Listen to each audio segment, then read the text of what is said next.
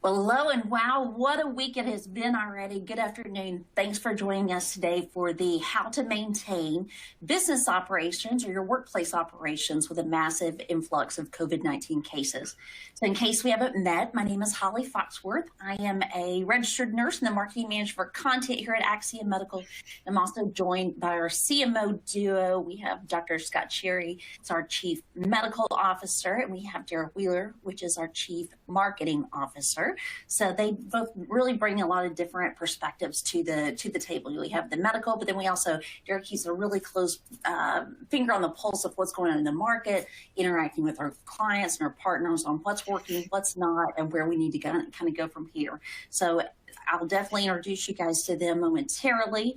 I will say that we're pretty straight shooters here. So when we came up with the topic for this week of how it is that you're going to maintain your operations, I don't think we had any idea that we would soon get to practice what we preached this week. But we found ourselves also in the same scenario as what you likely have as well, with production needs that need to increase. I think we've had something like a 500% increase in the production, the operation needs that we have, while also dealing with the same issues that you guys have of the employee strains from the variant and some of the symptoms that they're experiencing. So that is actually kind of where we're going to go with this today. We're going to give you kind of an update, then we'll kind of touch on what's actually occurred with us and some of the strategies that we've utilized to keep things afloat. So I think it's going to be a great session. Definitely a lot of questions, I would assume. Did want to kind of go through just quickly what you're looking at there on the platform. The main thing that you'd want to focus on, where it has the most engagement, really is at the top right hand side, and that's where you can submit your questions. So if you have anything that you want to share, if you want to ask anything about vaccines, about updates, OSHA ETS, you name it, we'll be happy to cover those. We'll try to pick them up while we're actually in the event, but if there's some that come at the end, we may take those as well before we wrap up. So I think that's kind of the primary things I wanted to mention in terms of announcements. Let's go ahead and have our panel introduce themselves. Dr. Cherry, you want to go first? Sure. Well, good afternoon. My name is Scott Cherry. I'm Axiom Medical's Chief Medical Officer. My professional background is I'm board certified in preventive medicine, public health, and occupational environmental medicine. And I've been supporting the military, government, and corporate and industrial operations for the past 15 years. And it's a pleasure to be with you. Thank you. We have put him to work this week for sure. All right, Derek, would you like to introduce yourself as well? Yes, thank you, Holly. My name is Dara Wheeler. I'm Axiom's Chief Marketing Officer, and I appreciate everybody joining us today. We, like Holly said, we're here to discuss a lot of challenges that we've all been facing over the last few weeks, and especially this last week. And in addition, Axiom's really thankful that we've had a lot of support in these moments of crisis ourselves, so we really appreciate you all joining us today. Absolutely. Couldn't agree more. All right. So just to kind of give you an idea of where we're going to go with this today and some of the information that we're going to discuss, we'll obviously start out and kind of give you an update on where we stand, what these projections are looking at. Then we're going to kind of bridge over to the difference in some of the guidance that's came out. CDC has made some recent changes, and so we'll go through those, kind of speak to the state-specific guidelines, and then also what that would look like if you were to elect to go to more conservative risk management type of model there. Then we're going to talk through crisis management and business continuity, and then wrap up with discussion of what could be on the horizon with some of these headlines, the co-infection of Flurona, and then also the additional variant that was mentioned this week and is recognized. So let's go ahead and get started. Scott, Dr. Cherry, I'll come to you first. You want to kind of just talk to us through where we're at, where we stand, what the cases look like, kind of put some, kind of give us some context in terms of the zoo that we've all kind of faced this week. Yes, so we were somewhat bracing for Omicron since South Africa had reported really huge spikes in their cases and how it displaced Delta quite quickly back in probably late November. And so what we see here is kind of on January 5th, a really large number or spike of cases. And I believe this is New York. But, when we look at the U.S. global or look nationally at the U.S., before the Omicron spike, we were seeing roughly about, 100,000 cases per day. But now with Omicron, the spike now is up to about 700,000 cases per day. So you're seeing about a 5x increase in cases across the country, with some states with actually a 10x in their cases. So really a very dramatic increase in cases. And, we were looking at South Africa, their experience, to see how long the surge, lasted for, to help us kind of prepare for what we would see here in the U.S. And so I think the information we can glean from them was about 6 weeks, but I've also received some information that they may have stopped fully testing, or they changed their approach once there was such a massive surge that it overwhelmed them. So the surge may actually be a little bit longer than anticipated. Still to be determined, but it looks like we're just starting to see the peak of this, which is really quite dramatic. And, it's made me think back to my military training with regard to kind of disaster medicine or mass casualty events. And so, I think we're almost kind of there in the sense of thinking along these very extreme events where a disaster essentially overwhelms the medical system, whereas a mass casualty event kind of fully saturates kind of the local resources. And so I think we're hovering somewhere between there, not necessarily for the hospitals, but I think for businesses in general, where you're going to potentially have so many people out of work, it may not be feasible with your current approach to this to maintain operations. That's at least what I'm kind of brainstorming in the back of my mind. Yeah, definitely. Yeah. So, the other thing I was going to kind of ask about was there's been a lot of talk about when we think that this peak will come. And could you speak to that? And then, also explain that after that peak hits, that you also then have that steady decline that goes down. So it's not like it just goes away within a matter of a few days. What would you anticipate from that type of perspective? Could you repeat the first part of that question? I missed a key word. Yeah, definitely. Yeah, no, I was actually just asking about future projections and what your thoughts were about. There's been a lot of discussion, a lot of ideas on when we think that this could be a peak.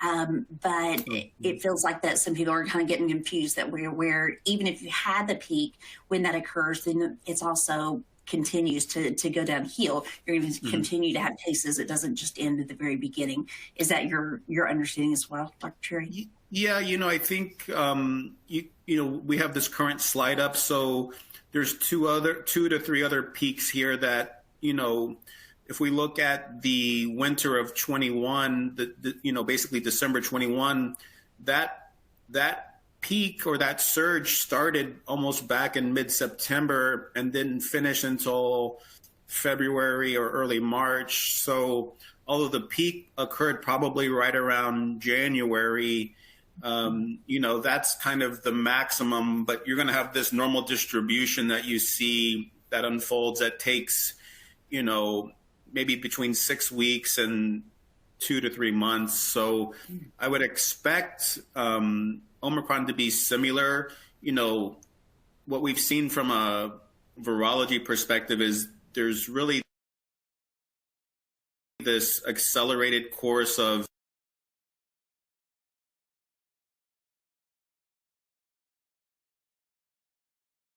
infection,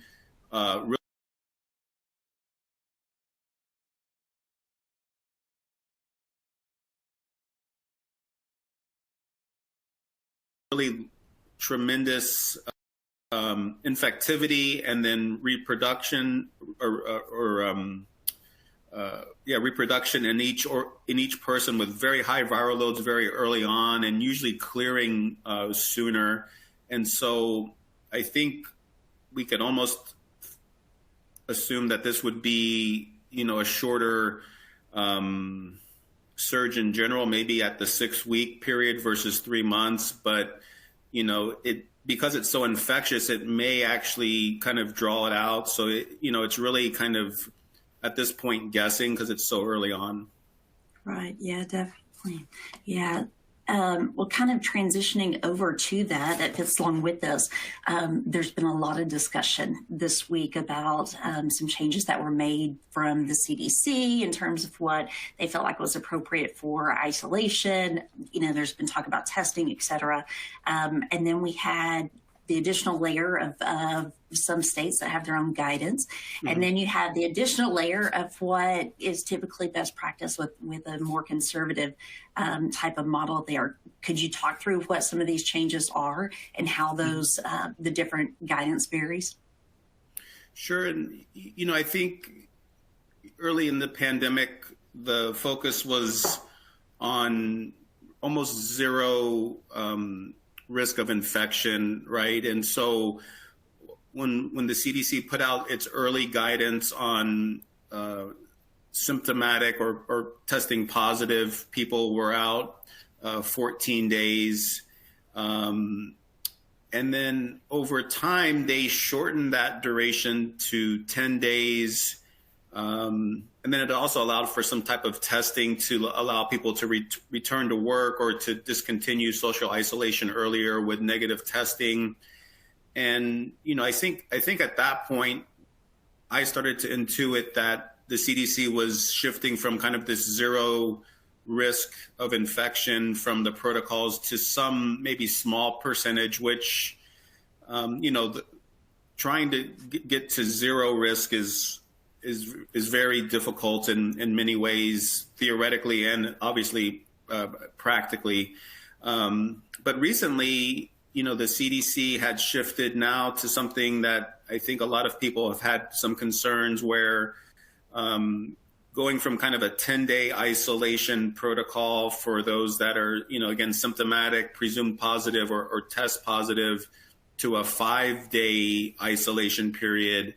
And so, again, that's been challenging for the CDC to defend. And so we have seen states come out with their own specific guidance that really contravening this change and maintaining the status quo of 10 days. And so I think the biggest pushback was there's no testing requirement to allow someone to return back at half the duration of the previous kind of standard that was set. And so I think the leaders of the CDC have stated that this current protocol introduces about a 10% risk of kind of a lingering infection.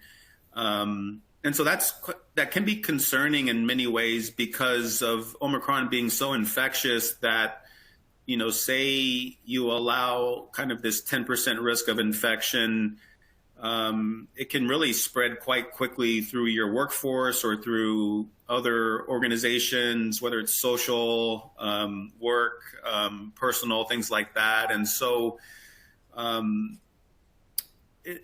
just kind of some discussions about that too is I've always, in my professional career, advised either military commanders or corporate leaders on what's the risk benefit from a medical perspective. And then usually you'll have a multi-stakeholder approach committee that looks at how an organization can move forward, taking into consideration the medical guidance, but also all of the other drivers with regard to risk, continuity of operations, et cetera. So this new CDC guidance, I think, is actually taking some medical guidance, but also allowing or also providing operational guidance too.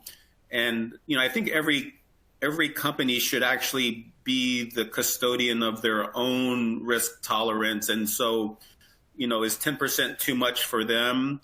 because it can potentially lead to outbreaks that they can no longer control or maintain a certain operating ability. And so I think that's kind of the biggest take from me on this new CDC guidance. But I'd like to get Dara's input onto this just to see if there was any aspects I hadn't addressed, or she has other input as well. No, I think that's all really interesting. And I do think that the risk tolerance is really something that an employer has to evaluate, because your employee populations are unique to your business and your industry. And, there's a lot that should be considered around how just even the environment that your employees are working in, their access to spacing and mask wearing and all the other environmental controls that you may have in place.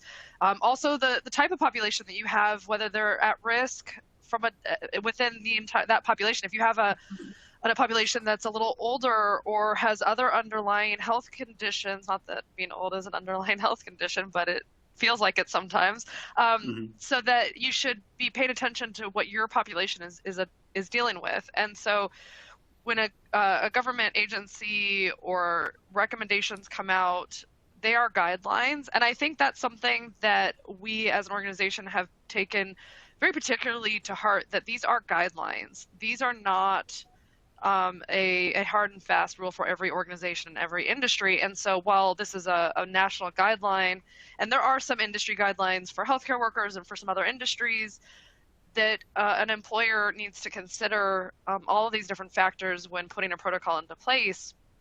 And also, like Scott said, the biggest challenge for all the employers we work with has been balancing that risk with maintaining operations. And when Scott started at the beginning of the conversation by saying, we do recognize Omicron is highly infectious, potentially less severe, but as an overall business environment that we're dealing with so many cases, the biggest challenge right now is just keeping the doors open and keeping employees healthy and safe at work.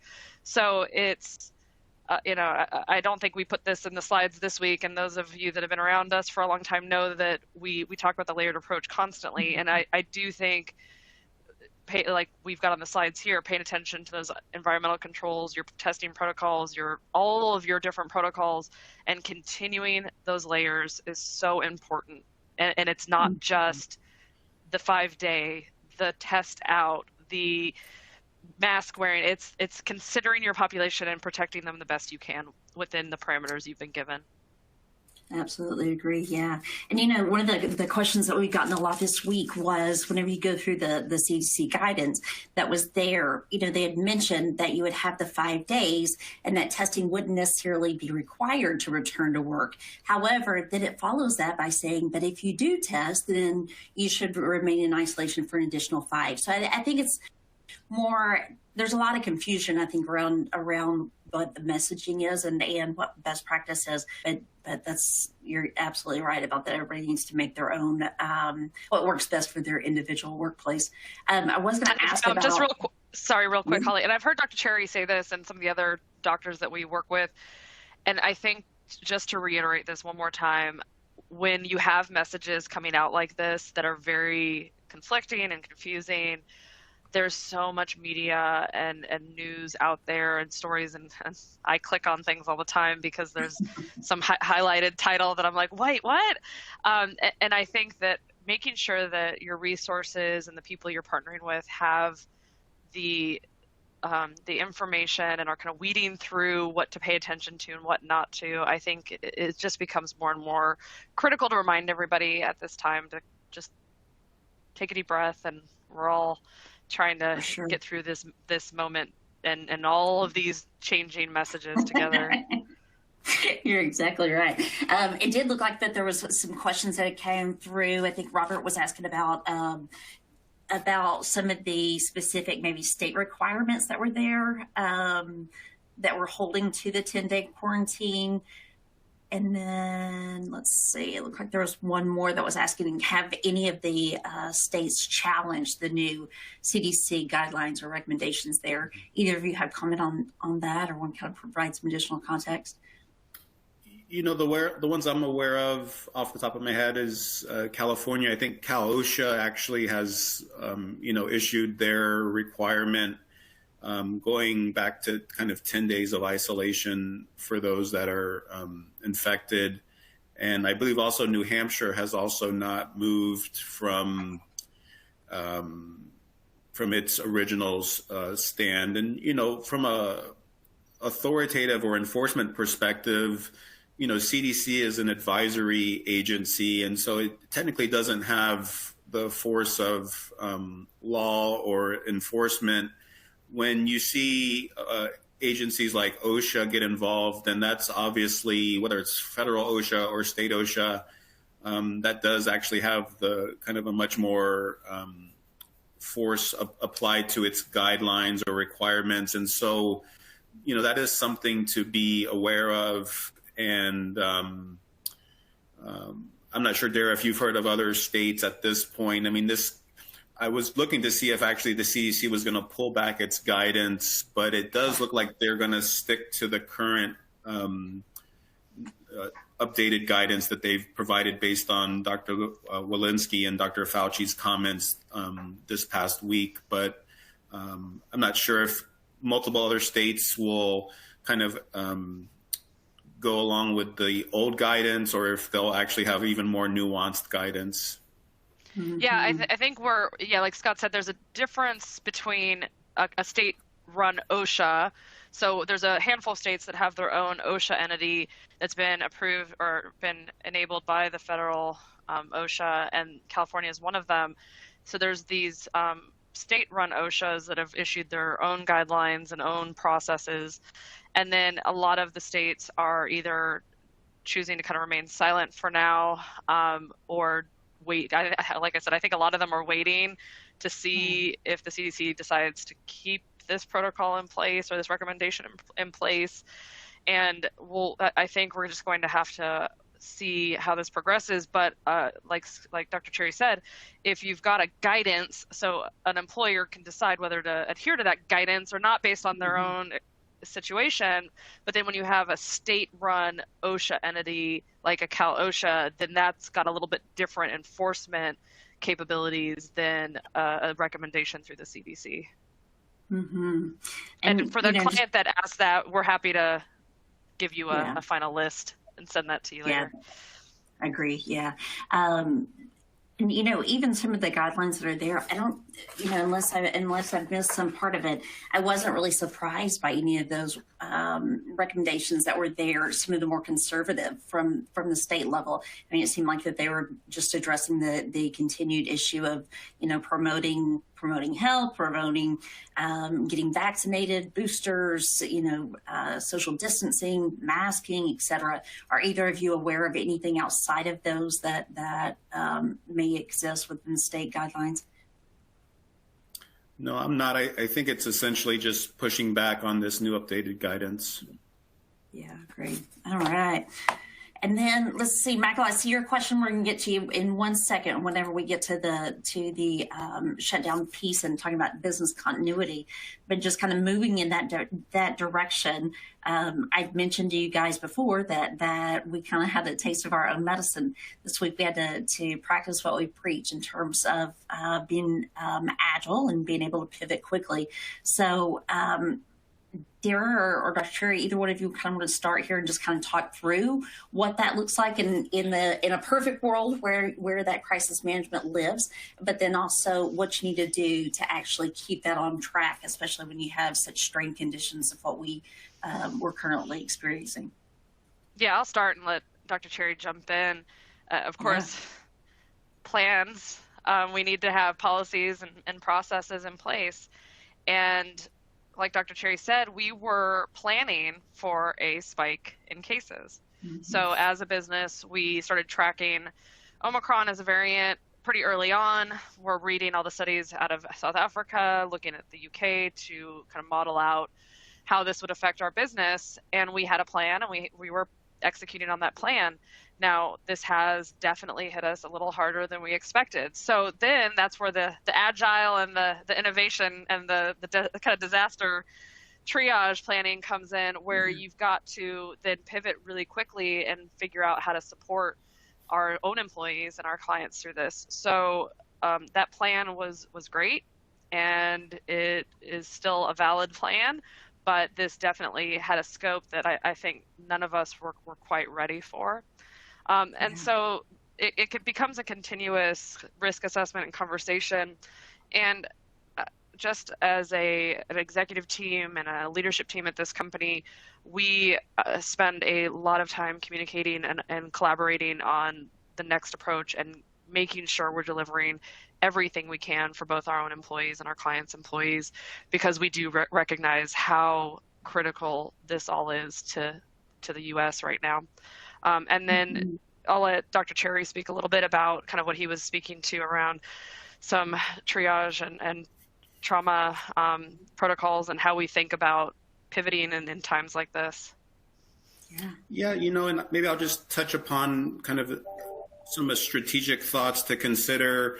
What I've seen in kind of military contingency planning, there's really two kind of scenarios to think through. Kind of a most probable event, which, probably gives you, based on your estimations, kind of within a certain tight, narrow window of what to expect during a certain type of an event, but then actually having kind of a maximum credible event too. So you have kind of a reasonable expectation of what's going to happen, even with a little bit of uncertainty put in there.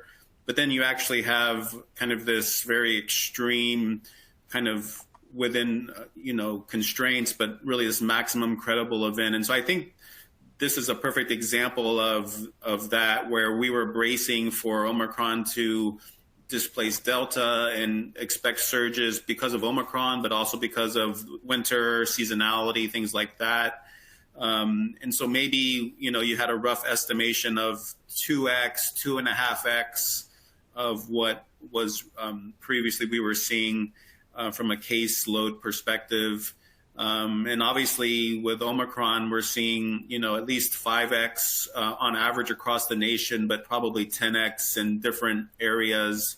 And so again, utilizing these two types of scenarios is really to have you stay at the ready for what to practically implement from a resource allocation perspective, but then also have what if things really go off the rails.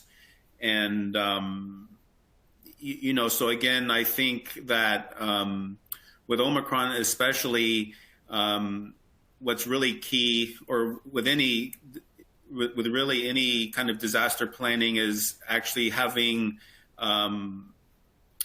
reassessment and it being a very dynamic situation where you look and, we might be thinking, okay, 10x is almost too much to handle, but it could still go to 15x. What do we do? Or what if 10x is sustained, beyond a few weeks or a few months?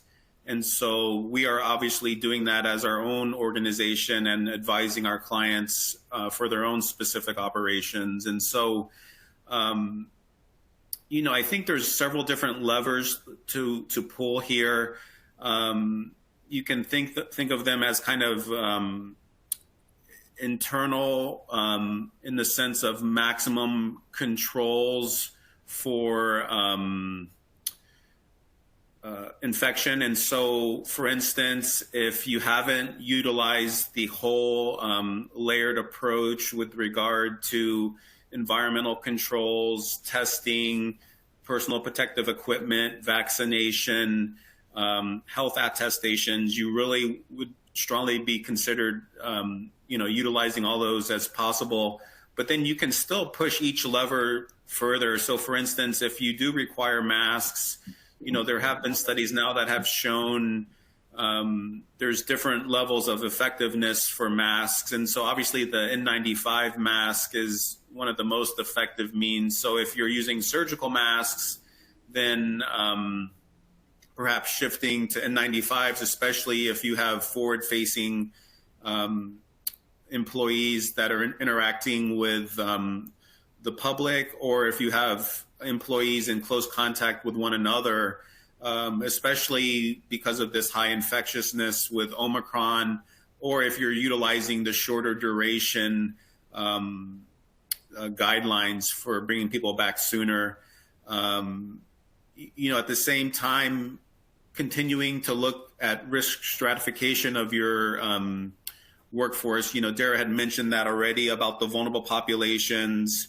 And so potentially as a kind of a maximum credible event. So say, for instance, we go to 20x for quite long periods of time, there may be really difficult decisions to make about, well, if those certain populations that are at low risk of severe disease, maybe we keep them at the front lines despite infection. And obviously that's extreme and needs to be,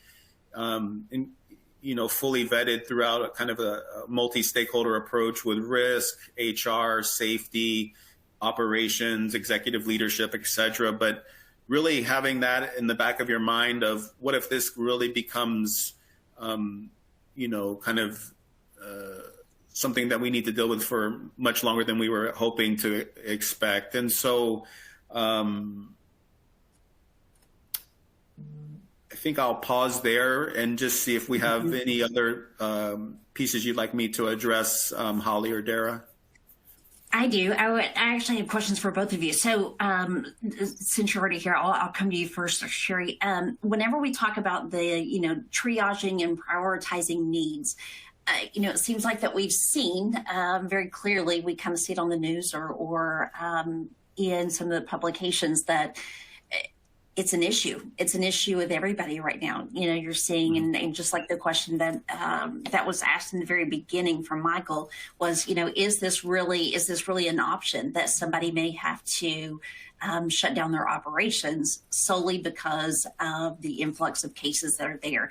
So I wanted to ask if you would cover that a little bit more in terms of what does that mean to make a decision about triage? Does that mean that could you compare that to like a hospital that is overran with lots of people, they have a limited number of beds, and so then you have to start making decisions of who would be most critical, or could you maybe kind of give us a reference, kind of a visual point there of what that would look like from a business perspective? Yeah. No, thanks for bringing that up. I knew there was something else I wanted to address, but I had been talking for so much, I had kind of lost it in my thought, but I really appreciate that.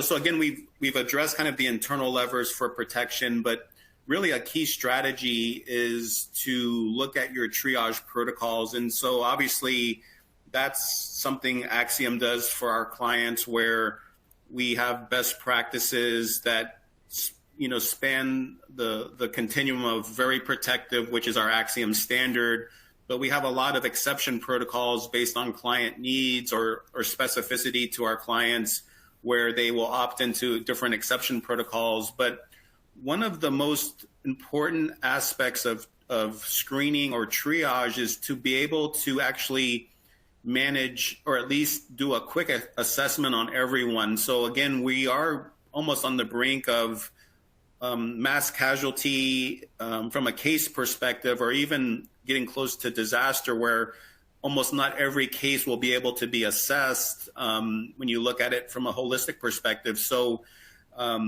really just changing that triage whenever there's a mass casualty, to where if someone collapses in front of you and there's no one else down, you can actually spend all the time and resource for that one person. But if 10 people fall in front of you and there's only one of you, or if there's 100, and obviously you see the trend here. So for Omicron, if we're seeing, close to 1 million cases a day, if businesses need to be able to sort through which employees can work and which cannot, there really needs to be this nuanced decision very dynamically, depending on kind of the caseload, to where maybe you look at your exposure protocols, your symptomatic protocols, and you simplify them based on expediency and the ability to manage huge volumes of cases. And so, that's absolutely critical, and really is kind of it's really coming from disaster medicine or military medicine, but I think it almost can apply here, at least some of the principles. Yeah. And then, Dara, I was going to ask you actually if you would kind of speak to, one of the big focuses that we've had this week is the transparency and communication. Do you have any recommendations for those that are joining today as to what that looks like to be able to frequently and fluently communicate what your status is and where you're at and kind of expectations? Yeah, and I think this has been another interesting theme for us over the course of, I think, most of our webinars. And when those of you who have joined and heard our Chief Legal Officer speak about things like the OSHA ETS and all of these different changing legal and government and compliance requirements, I think that, even internally as things are changing, being as transparent as possible with our teams and communicating what we're doing and why and how, I think is important. And then making sure that translates to all of our vendor partners and relationships, and making sure that from the top down, our CEO, Mark Robinson, is a big proponent of this as well. And we do a town hall internally every week, allow everybody to join, ask questions, talk about kind of the state of the company. And we're doing that as much as we can with clients and partners as well. So I do think that in situations like this, communication cannot be overstated. It can't be over communication. It needs to be frequent. It needs to be fast. It needs to be clear. Absolutely. Before we get off this topic, I want to go back to something Dr. Cherry said. Dr.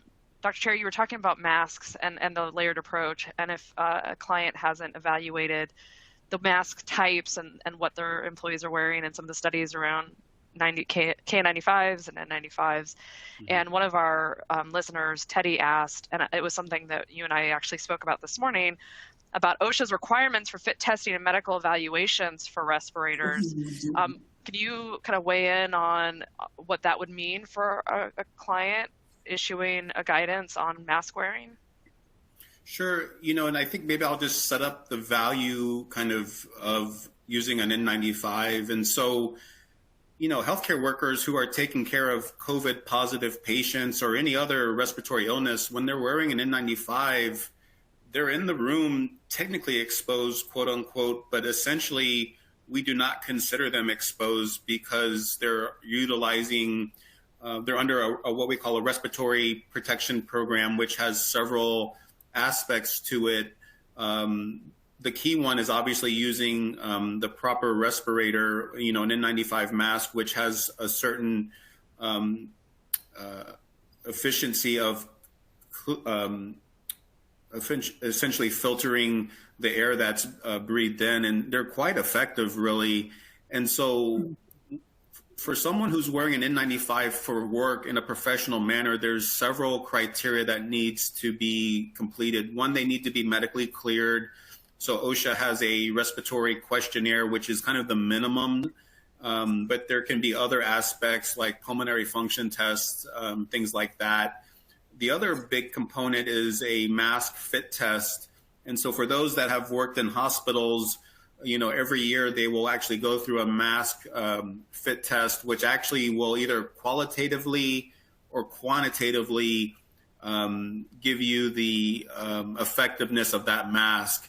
And so, again, there is several components to it. It's not something that's just easily rolled out. But if we really are seeing, Omicron coming up through our worker populations, and with all of the things we've tried from the CDC recommendations, et cetera, that have really not allowed for it to be contained, this may be one other consideration.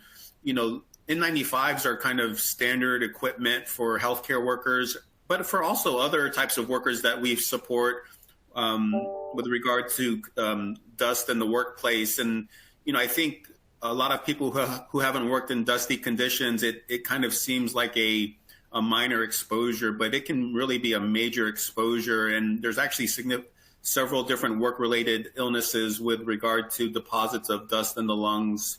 And so, again, this is something that is potentially not been, highly publicized, but could be a difference maker in as one key component to preventing Omicron being spread so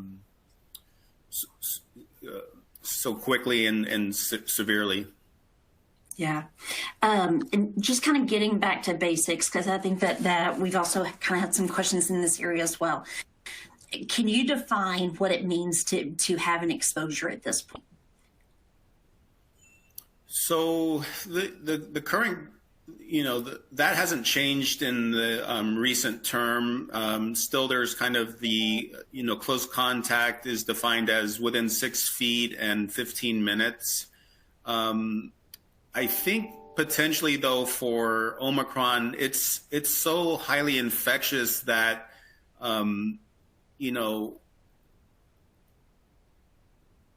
it can really challenge those parameters, so to speak. And so I think we've heard anecdotes, at least, that, just spending a very short period of time within 6 feet could be and so these are probabilistic guidelines, right? So if you're greater than 6 feet and less than 15 minutes with someone, then the probability of you having an exposure that leads to an infection is low, and that's with the other variants. And so, I think with Omicron being so highly infectious, that almost could challenge those rules, but we just don't have good data yet that would support changing them.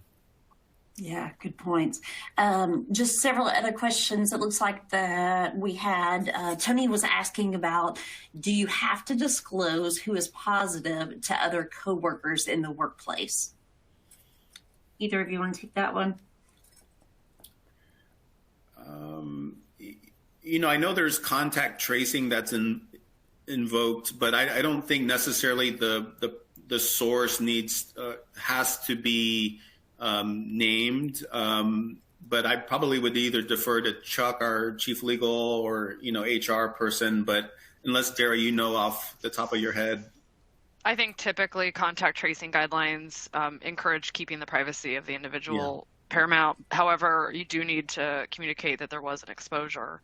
And even some state guidelines, I do believe Cal OSHA has some pretty significant guidelines around this, and at what point you need to shut down an office and or start testing people on a regular basis if there was a workplace exposure confirmed. Definitely. Let's see. It looked like that I saw some others that came through that may be related to this, and we may pick them up on the backside. Everybody that was asking, it looks like we've had a lot of questions asking for those state guidelines. So we will actually send out an update following this event, so you can have that kind of as a reference tool. One question that I did notice here was from Lee, and was asking, given that the home and rapid test have a 40% false positive rate, should we require PCR tests for infected staff to return to work? I can speak to this a little bit, and testing is actually quite a difficult science on itself. And so what I would say is, a lot of people focus on the difference of sensitivities between PCR and rapid test. And indeed, PCR does have a higher sensitivity. So sensitivity is the ability to detect disease if it is there. One other kind of highly nuanced principle is called positive predictive value, which it's not necessarily an inherent property of a test, but it's looking at the test and the population that test is applied through. And so one of the challenges, regardless of whether it's a PCR test or a rapid test, is if you're doing that test in a population that has a low prevalence or a low pretest probability, you do run the chance of getting false positives. And so I don't think there's a remedy that I can, come to that can break through that, except for having kind of protocols that deal with potentially dealing with a false positive test. The other component usually is before COVID, before medical surveillance for COVID, usually doctors will only order tests when there's kind of above a certain pre-test probability that the test is going to be positive. And so I know that, that answer can kind of be unsatisfying in several ways, but, that is a function of both tests and low prevalence situations. Mm-hmm. Yeah. Let's see. It looked like we had several more that came in. One was asking about recommendations for employee compensation kind of policies. So we'll definitely follow up with you after this, Lisa, as well. And then we did have one more that I was going to kind of run through you guys, which was Nader. I believe that's how it's spelled. I apologize if I've slaughtered your name on how you say it, but was asking, do we need a vaccination policy? So I think talking about vaccine as a tool is actually probably a good topic to spend a few moments on. And so, obviously from the beginning of the pandemic, once Operation Warp Speed was able to produce vaccines, they have always shown a great benefit to prevent severe disease, hospitalization, and death. I think as variants came through, we started seeing a decrement in the effectiveness that was originally seen in the original studies, but still showed a fairly good amount of protection, again, from severe disease and death. The question I've always had is, how effective are they at preventing just infection? Because that's one of our primary goals in supporting our clients' continuity of operations, is actually just cases. Case prevention, not necessarily severe disease prevention. The early studies actually did not even address that, or at least they did not publish it. So I knew that evidence was not yet available. And so, our Axiom standard had always been, do not treat vaccinated and unvaccinated differently, because again, we could not show from an evidence-based perspective that those employees would be protected. And so now, going through a few different variants, Omicron has actually shown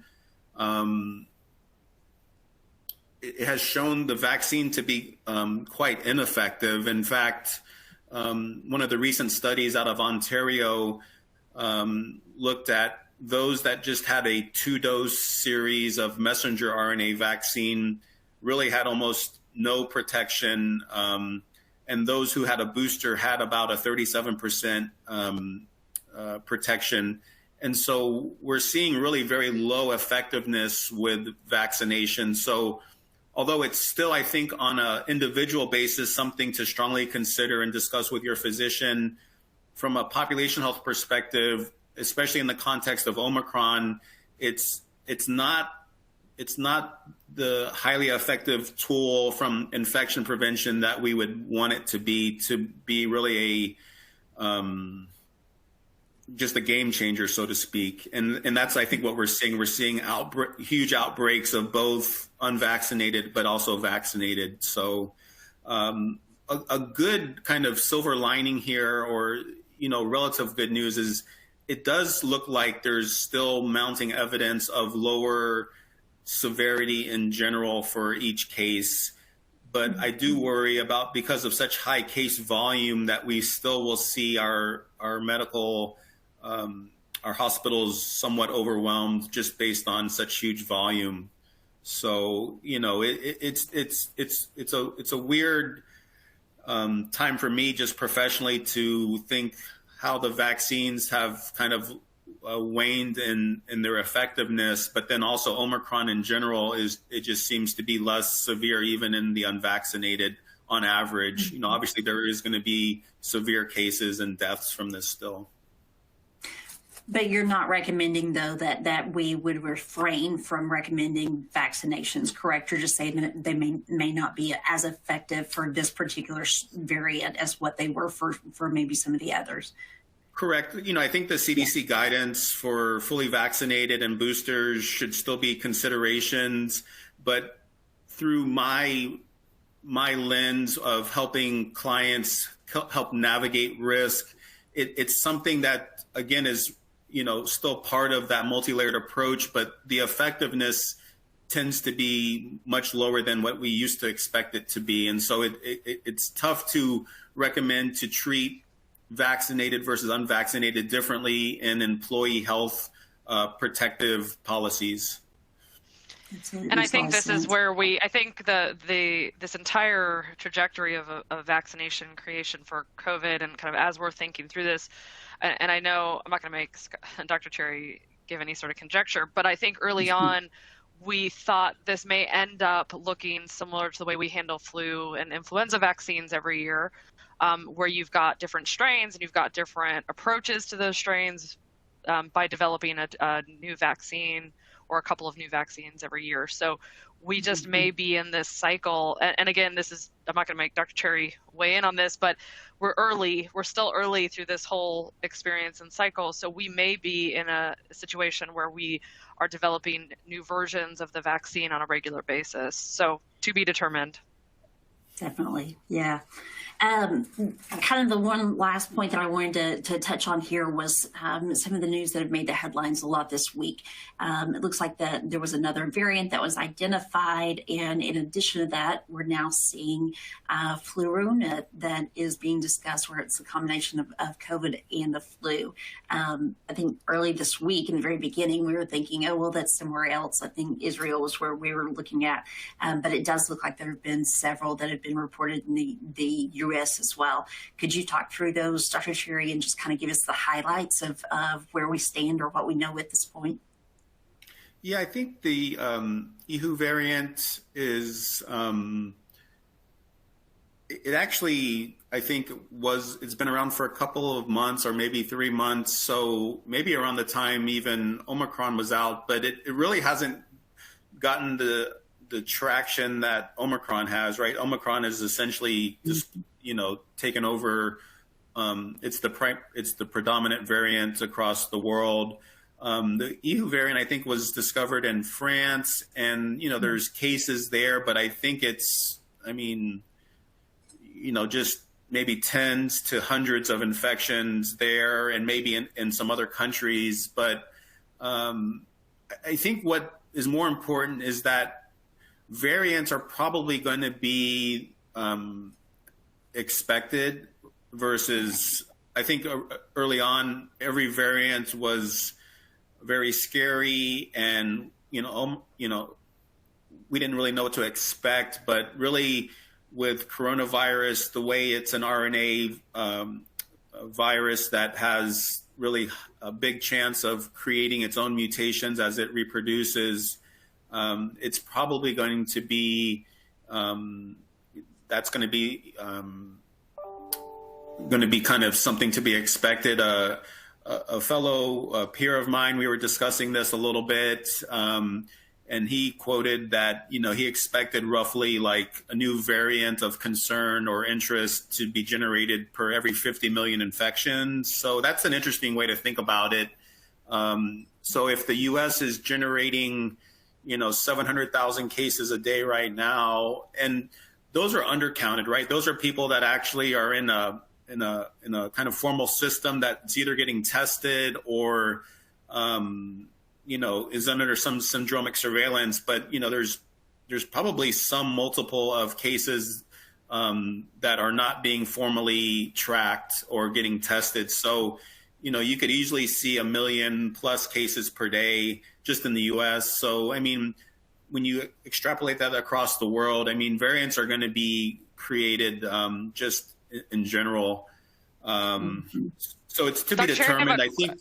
Yeah, go ahead. Sorry, go ahead. I just had a quick question for you about variants. I only play a doctor on TV sometimes. I get this question a lot from colleagues on the internet. I got my medical degree somewhere. I get this question a lot from colleagues and friends and family members about variants, and they're always curious to how a population knows when a variant has become the dominant one. If not all labs test variants, And how do we understand, and this may be in the weeds a little bit, but how do we just even know what a variant is and when it becomes dominant? So, usually the lab everyone takes individually will not do the sequencing to determine if you have a variant or not. It just usually tells you if you're positive or negative. But regional labs or public health labs will actually do sampling and get a sense of if there's a variant. And,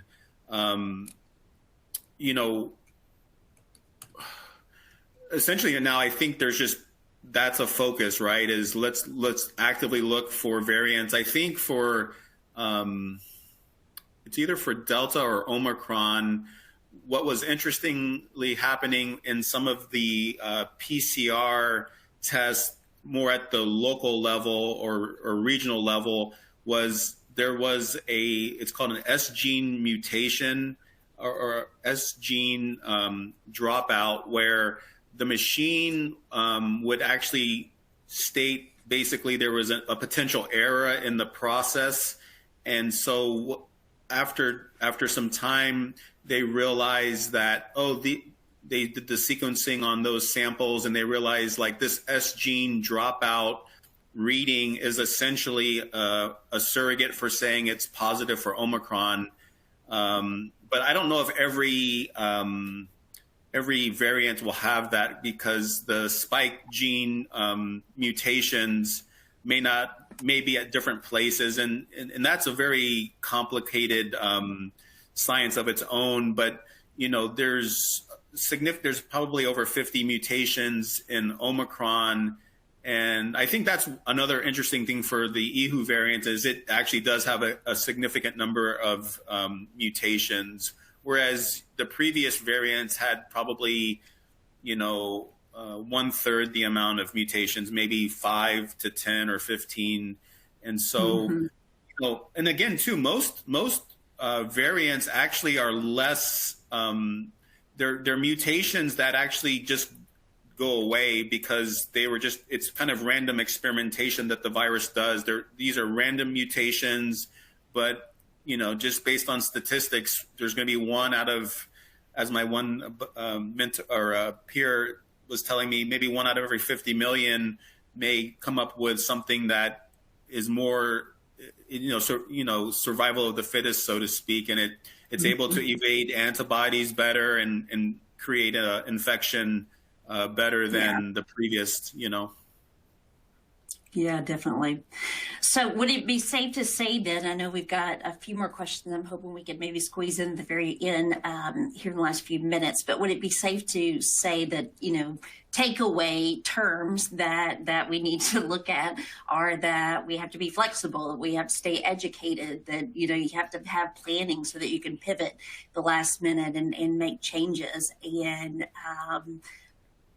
just promote health and wellness in and of itself, taking care of yourself, taking care of your family, your coworkers, et cetera, and just being safe? Would it be, you think that would probably be terms that we would walk away from this with in as far as basic information of what to do next? Yeah, and I think even the CDC has started now to, based on some new studies that have been released, to really focus on kind of the wellness factors that you mentioned, Holly, that can actually dramatically affect kind of the severity of COVID too if you do get infected. With regard kind of the classic wellness things that we all know about. But I think now is a great time to kind of refocus on that and try to improve the things you can improve, Yeah, definitely. Let's see. I did look like that there was several questions that came in. Maybe we can squeeze one more in. Let's see. The other question that had came up was this one here from Jerome, and he was actually asking about school this week with public schools, the kids going back to school. Would it be safe to assume that some of their employees could be exposed simply because of the children returning to their learning institutions?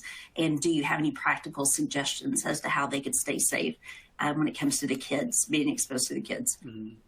Yeah, I mean, I think this is unprecedentedly high infections in the community.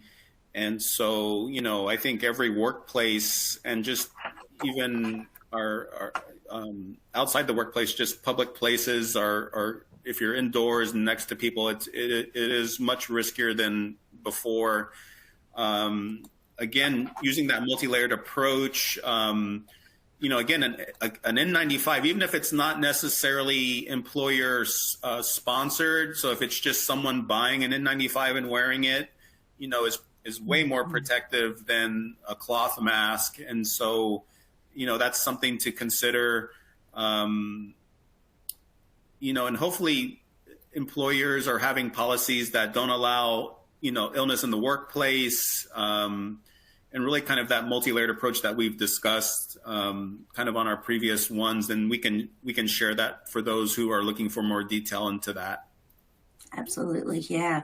Well, as we wrap up here, I did want to just mention that put some resources here on the screen, and then you also have those that are located in the resource section on your screen there. And I share those not because we're just trying to promote our business or toot our own horn, but it's a really challenging time. And so if you're looking you need some help in making some of these determinations as to what works best for your workplace, some of the things that you should be looking for, solutions on a larger scale where you can kind of keep an eye on what's going on, we're more than happy to talk through any of those things with you.